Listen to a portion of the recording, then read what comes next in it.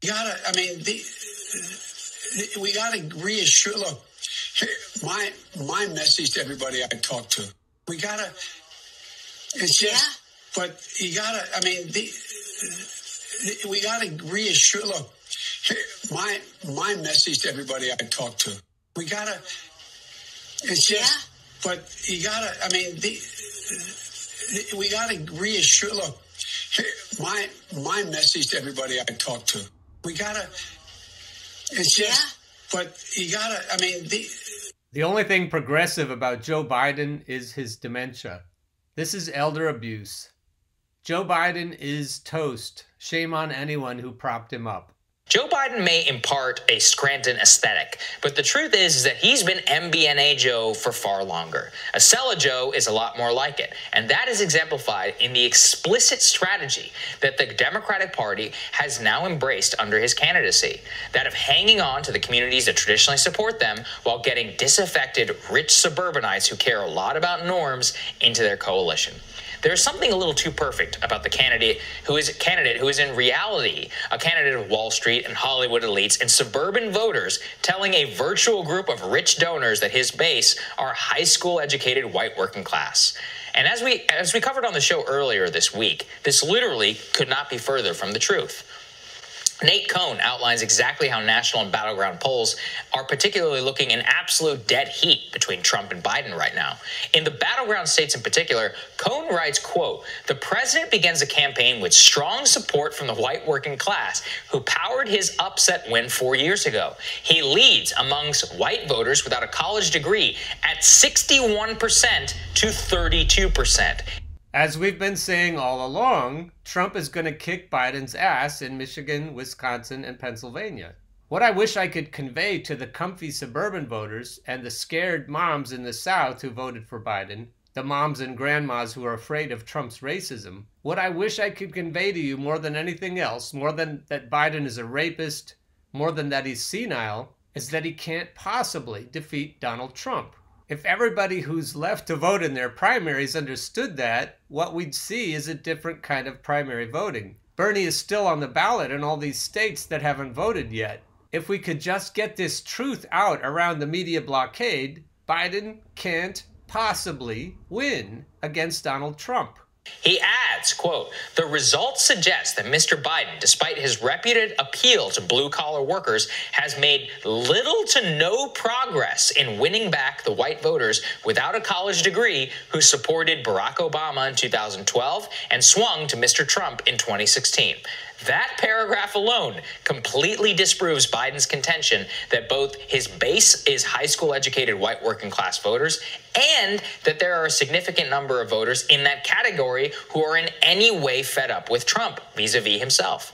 And let me also remind you of something that the Trump campaign communications director, Tim Murtaugh, told us yesterday on this show, that this is before Trump has even begun to define Joe Biden.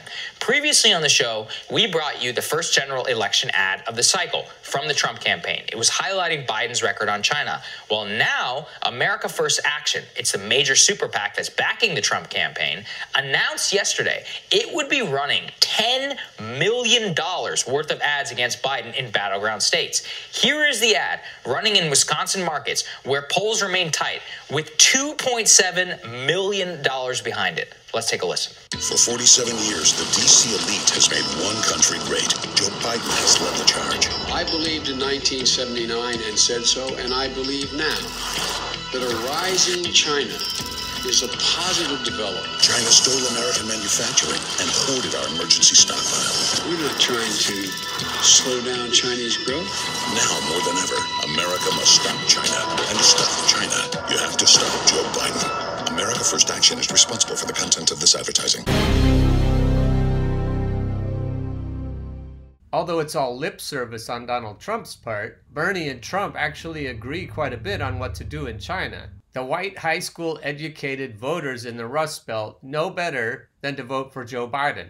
Many of them voted for Barack Obama, and many of them voted for Bernie Sanders in the primaries last time. Saagar doesn't say that. More than any other data point, this is the one that blows Biden's electability myth out of the water. 8 Reasons Why I'm Declaring My Independence from the Democratic Party by Russel Dobular of Do Dissidents. I've been a registered Democrat for my entire adult life, like my parents before me and their parents before them, although my grandfather was of the Nixon is just the one who got caught school of thought on Watergate. In his defense, it was a pretty common take back then. But in this election cycle, I've reached a breaking point with the party, and there's just no turning back. To riff on Groucho Marx's famous formulation, I wouldn't belong to any club that would have someone like me as a member. I personally can't belong to any club that would have someone like Neera Tanden as a member. Are the Republicans worse? I guess it kind of depends on what your definition of worse is. My opinion, Russell, is that Neera Tanden is worse.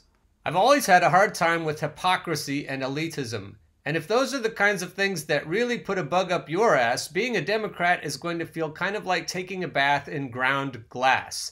It's just a constant series of small cuts and big wounds that ultimately add up to unending psychic torment.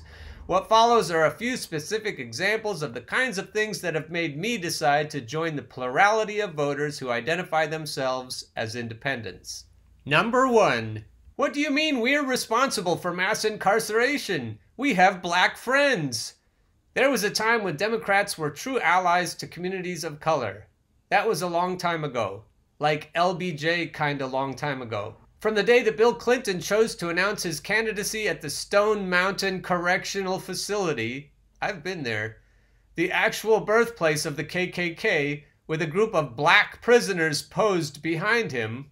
Lest anyone miss the message, the Democrats have been even more destructive to POC, people of color, than the Republicans, indeed, if not in rhetoric. This isn't because the GOP is more well-disposed to those communities. It's because when the GOP proposes draconian anti-crime measures, the left organizes against them. But when those same policies originate with Democrats, crickets. It wasn't the Republicans who wrote a crime bill that incarcerated a generation of black men. It was soon-to-be nominee Joe Biden, and it wasn't a Republican president who signed it. It was Bill Clinton. Nor was it the Democrats who spearheaded the first major piece of legislation aimed at undoing its insane sentencing guidelines. Jared Kushner did that. And the president who signed it? One Donald J. Trump.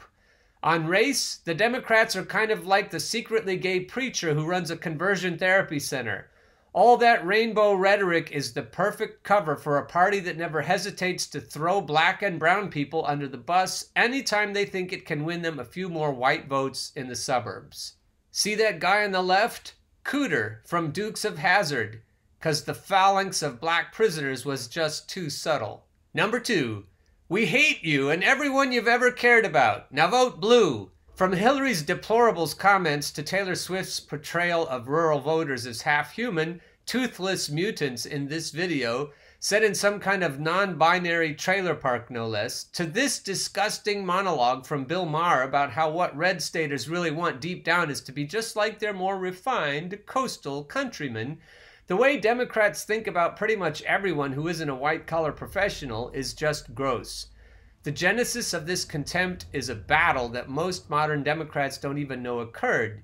Beginning in the 70s, the New Left, comprised mostly of college-educated ex-hippies who couldn't find a factory floor if you dropped it in the middle of Woodstock, fought the traditional union base of the party for control and ultimately triumphed with the election of Bill Clinton. The death blow was soon delivered by Clinton himself in the form of NAFTA, which broke the power of unions in America down to the present day, but its real strategic purpose was to break the power of unions within the party. An unintended consequence was that most of those union voters, who were the party's bread and butter, either fled to the Republicans or stopped voting. That history, combined with the obvious contempt that Democrats have for most of their fellow citizens, are the real reason why they can't win an election for dog catcher in most places. And the condescending, smug, elitist cultural style that's accompanied that shift is a huge part of the reason why a scion of the working class like myself would rather put a spike through his forehead than spend another minute in a political party with these people. Thanks, Taylor, because nothing says class solidarity like Ellen DeGeneres shrinking away from a dude with a mullet in a trailer park. Number 3, believe women when it's convenient. The supposedly pro-woman party covered for accused rapist Bill Clinton for 25 years, with one feminist writer even offering to break out the presidential knee pads in appreciation for his service to the movement. This is just one example of how up is down, black is white, and outrage is always highly selective in the topsy-turvy world of Democrats and their virtue signaling. But never has that been more apparent than in the combination of shameless hypocrisy and ugly creativity that they're bringing to the task of dismissing Tara Reade's claims against Joe Biden. Scrolling through the Twitter threads of those who a few short months ago were demanding the head of Brett Kavanaugh on less evidence is like reading the ecclesiastical treatise of a medieval monk dedicated to the question of whether or not an all-powerful God can make a stone that he himself cannot lift. The parsing, the equivocating, and most of all the complete lack of self-awareness are stunning to behold. Here's just one thread that pretty much catches the drift of it. This is beautiful. So sad that people are replying this way to a poem about sexual assault. What is wrong with people? Joe Biden supporters are literally defending sexual assault. No, they are responding to the refusal to vote for Biden and the immediate assumption he is lying when his accuser is pretty much obviously lying given all the contradictions in her story. Sorry, but sadly people sometimes make up shit. Case in point, story in RS a few years back. You are supporting false accusations without a shred of supporting evidence. Clean your own house before criticizing others. As we've shown on this show, there's lots of corroborating evidence. These are very credible rape accusations against Joe Biden, and I've seen the same bullshit on my feed, Russell. I've seen the same bullshit on my Facebook feed.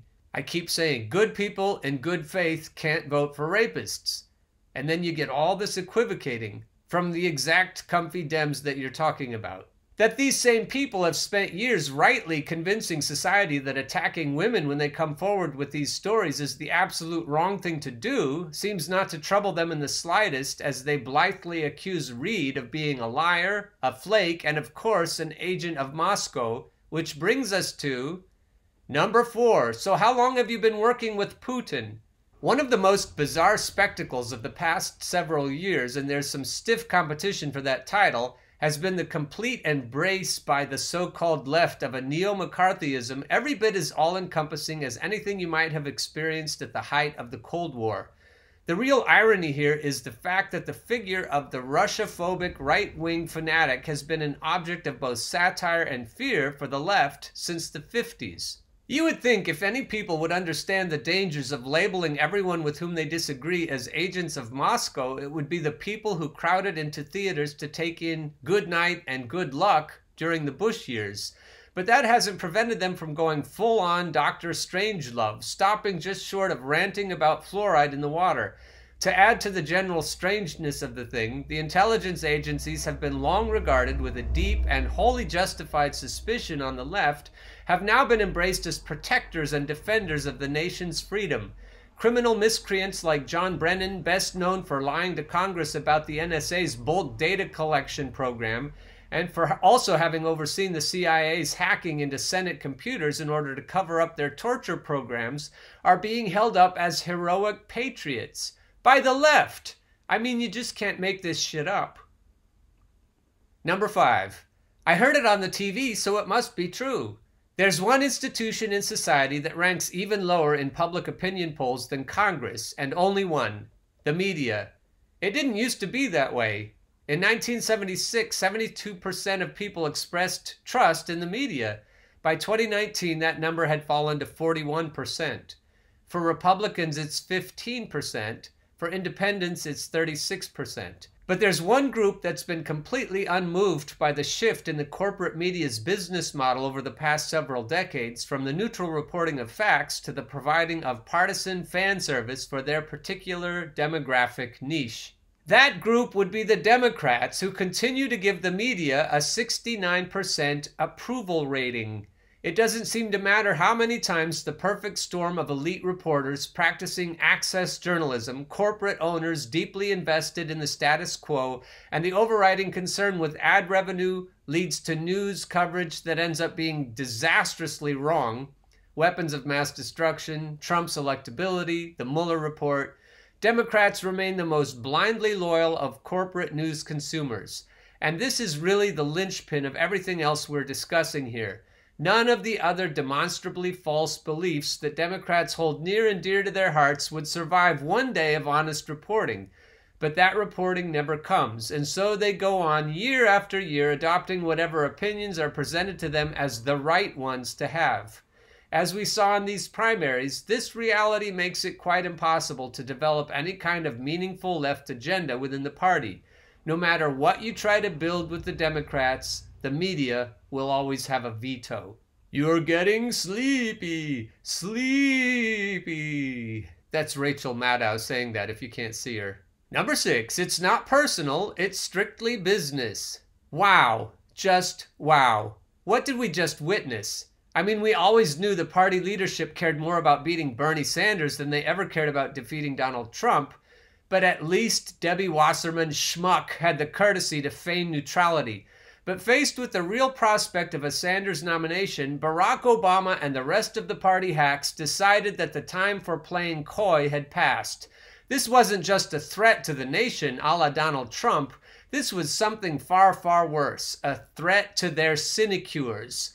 That simply could not stand, even if their Godfather baptism scene approach to the problem was bound to so utterly alienate the 70% of voters under 45 who had supported Sanders in the primaries that it would virtually guarantee Trump's re-election.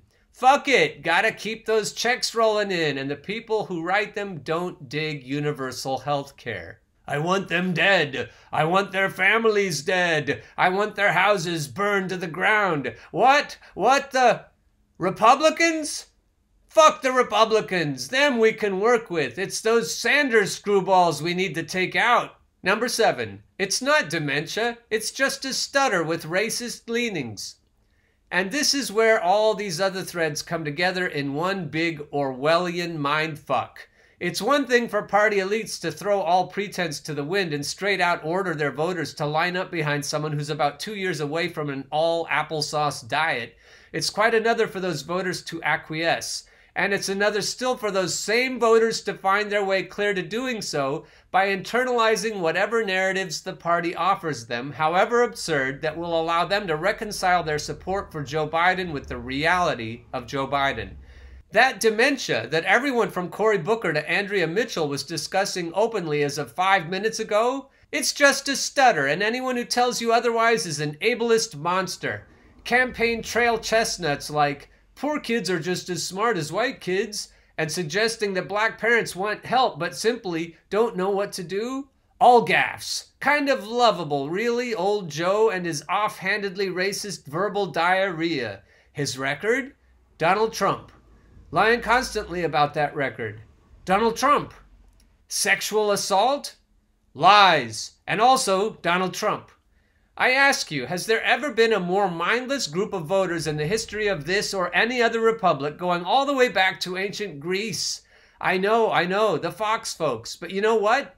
Those people nominated Donald Trump against all counsel from their media figures and the leadership of their party. Is that because the GOP base had more points of agreement with Donald Trump than Democrats did with Bernie Sanders? Not at all. On every major issue, from climate to healthcare to the economy, Sanders was the most trusted candidate in the field. And yet, when the same people who told them that Hillary had a lock on the presidency signaled that the best way to win in 2020 would be to walk into a voting booth and nominate a sundowning old warmonger with whom they didn't particularly agree on any subject, that's exactly what they did. The Democrats have thus managed to outshine the right wing in their unequaled capacity to swallow bullshit, if not in their ability to win elections. I thought Joe Biden had dementia, but now the party has shown me the nature of my crimes. And finally, number 8, Whoopi Goldberg. I just can't even. It's one thing for someone who's never seen the inside of a housing project to grow up to be this much of an asshole, but seriously, what the fuck, Whoopi? I can't even watch The Next Generation anymore because of you. But it's not the ravings of one now that I got this money I'm gonna pretend I don't know what's up actress that matters. It's the fact that for the most part, Democrats find those ravings sensible. Justice Democrats? Are you saying I'm not a fucking Justice Democrat? That's Whoopi talking. Needless to say, 8 is an arbitrary number, picked more for brevity than lack of material. I could write a book about the Lucy and the football experience that trying to reform the Democratic Party from within has turned out to be for so many. Nice delegate lead you got there, Charlie Brown. Ah! I've deliberately chosen not to argue one way or the other on the question of how to vote in November. Hey, Russell! Listen, Russell! You need to not vote for Joe Biden, no matter who. My only suggestion would be that if you don't live in a swing state, no, Russell, no. It doesn't matter. I live in a swing state. I absolutely am not voting for Joe Biden. I live in Pennsylvania. I'm not voting for Joe Biden. I'm tired of the weak tea approach of people who live in safe states saying they won't vote for Joe Biden. No, people, if you don't live in a safe state, you still can't vote for Joe Biden. Look at all of the great arguments that Russell's making in this article. You can't vote for Joe Biden. Sorry to interrupt you there, Russell. My only suggestion would be that if you don't live in a swing state, there's absolutely no reason to endorse this farce with your vote. If you do live in one, that's a tough moral conundrum, and as a New Yorker, I don't envy you the choice you're going to have to make. Take some comfort in the fact that the air is crackling right now with more energy for a third party than there's been since the Gilded Age. So with any luck, this will be the last election in which, to borrow a phrase from Crystal Ball, shoot me, stab me are your only choices. As a parting shot, if anyone wants to engage me, go for it in the comments below, on my Facebook, on my Twitter, wherever you want to have it. I'll have this debate with you. Or on this show, if you want to come on this show. You can't vote for Joe fucking Biden no matter how safe or unsafe your state is. Let's do this.